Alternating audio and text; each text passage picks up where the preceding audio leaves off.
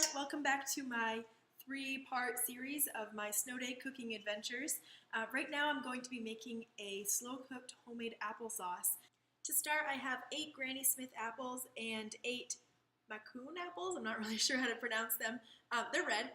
I'm going to be peeling them and coring them. So I have a little machine that does it for me, but if you don't, you can just peel them by hand and then chop around the core.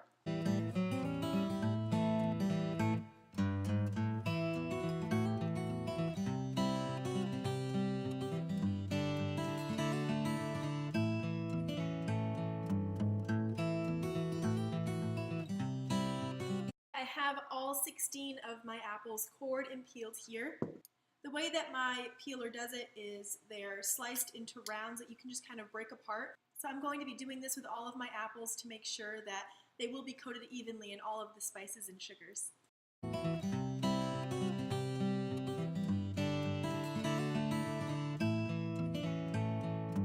Here I have 2 navel oranges and 1 large lemon. I'm going to zest each of them and juice them right into my apples.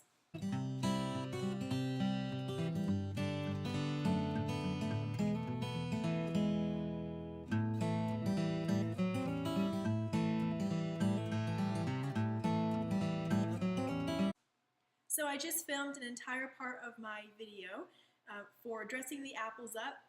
Unfortunately, I did not realize my computer had died. So I'm sorry about the switch in gears here, but I'm just going to show you what I did. So I have poured my apples into a 9x13 baking dish.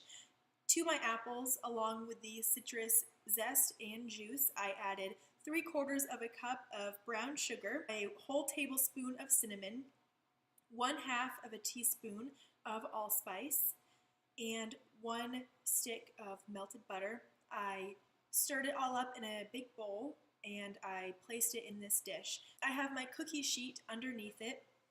Just in case any of the juices spill over from my apples, I don't want it to start a fire in my oven. I'm going to be adding a layer of tin foil to the top. You're welcome to use a Dutch oven to bake your apples in. I find that the 9x13 pan works a little bit easier for me. You can also use just an oven-safe pot with a lid. Either way, make sure that the apples are covered. So I'm going to be baking my apples in the oven at 350 degrees for an hour and a half. My applesauce just came out of the oven. Let's see the big reveal.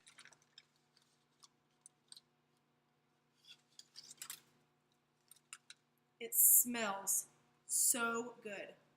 I know it doesn't look like applesauce right now, but all you have to do is whisk this up and let it cool slightly.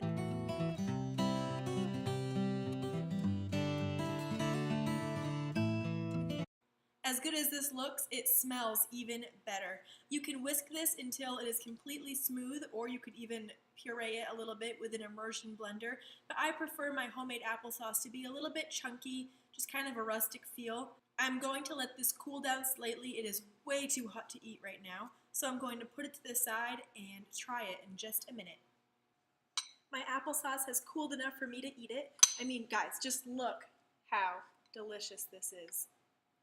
You can put this on top of pancakes, even as filling in cinnamon rolls, which is a great tip. I might even do it in the morning.